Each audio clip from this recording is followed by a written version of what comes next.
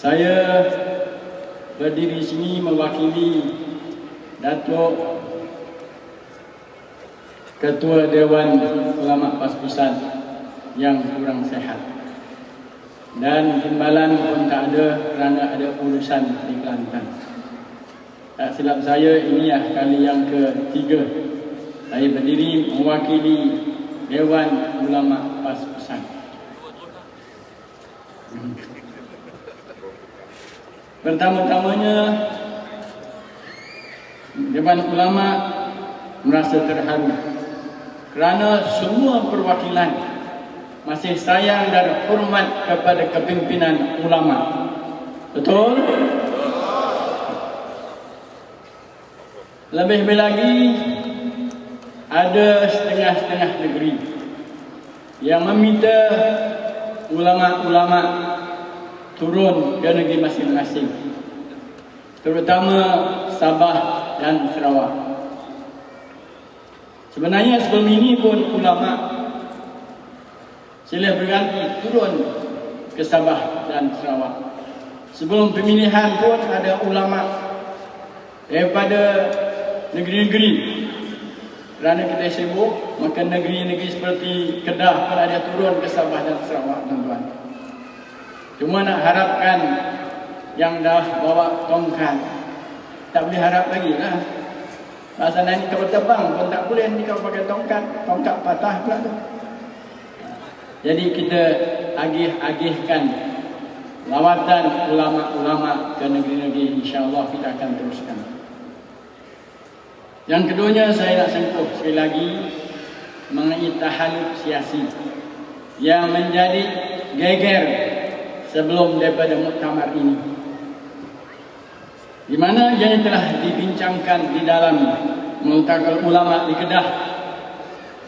Sebenarnya tujuan Dewan Ulama membincangkan tahaluk siasi bukan untuk kita berpisah daripada Pakatan Rakyat.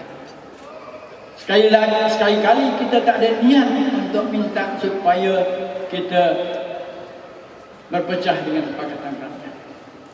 Kerana tujuan kami membincangkan tahaluk siasi ialah untuk mengkaji semula, untuk review mana-mana projek pun yang telah dijalankan. Sudah tentulah ada kelemahan, kekurangan dan sebagainya. Apa salahnya Dewan Ulama minta supaya Majlis Syura dan AJK Pas-Pusat untuk mengkaji semula tahaluk siasi itu. Salah ke tuan-tuan? Tujuannya ialah untuk menambah baik dan juga cari kalau ada kelemahan-kelemahan kita perbaiki. Bukan saja dari segi politiknya, tapi juga dari segi dasar-dasarnya. Kalau ada di antara dasar-dasar atau rukun-rukun dalam tahaluk siasi itu yang tidak memuaskan.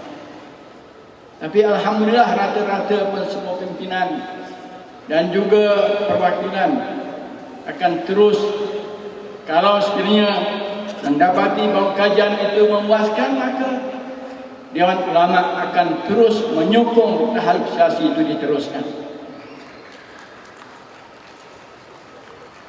Dan akhir sekali, sebagai dewan yang rata-rata ulama ini tua-tua belaka,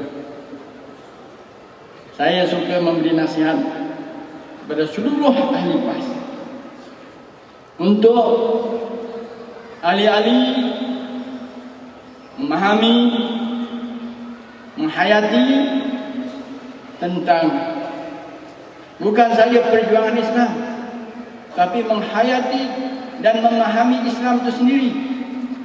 Islam itu mengandungi Islam, iman, amal soleh dan juga akhlak.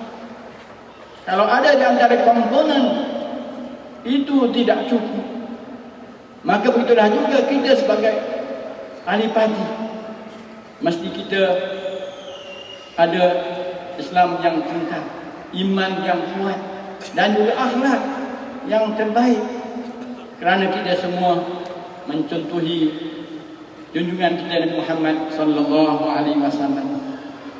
Dan lebih-lebih lagi, bukan saja masa menghadapi pemilihan pimpinan, tapi sepanjang masa hendaklah kita terus berada dalam landasan dan akhlak yang terpuji.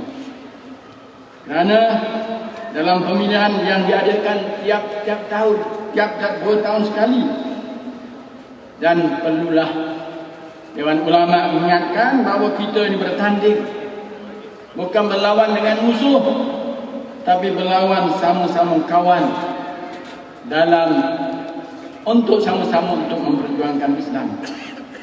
Sebab itulah maka buat apa nak lebih sangat berkempen hingga memburukkan kawan sendiri.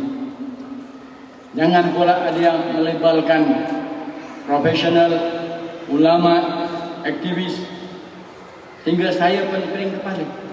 Macam Datuk Mus tadi semalam pakai batik, hari pakai jubah, hari pertama pakai samping Johor. Jadi saya pun tak tahu nak letakkan ke mana. Ulama pun tak masuk dan senarai, Erdogan pun tak masuk. Jadi sebab itulah maka saya harap pimpinan pada hari ini boleh nampak ada tiada supaya kita sudah menganggap mereka, kalau Tuan Bahir bukan mewakili ulama, mewakili PAS Pusat. Salahuddin Ayub pun bukan profesional. Saya lebih profesor daripada dia. Jadi bukan mewakili profesional, mewakili naib Presiden PAS Pusat. Begitulah juga Saudara Mat Sabu, Timbalan Presiden, bukan mewakili yang selalu disebut-sebut semua orang faham. Padahal itu semua mainan politik UMNO Barisan Nasional. Saya tuan-tuan tak tahu lagi belakang saya dikata macam-macam saya. Mursyidul Am pula, la ilaha illallah. Jadi itulah harapan saya, supaya tuan-tuan hendaklah menganggap pemimpin PAS Pusat. Dan kalau jadi kerajaan pun ialah mewakili PAS Pusat nanti insya-Allah. Lagi sebagai akhirnya, ulama nak berpantun pada hari ini. Dari Tanjung Karang menuju ke Pudu, singgah sebentar beli rambutan.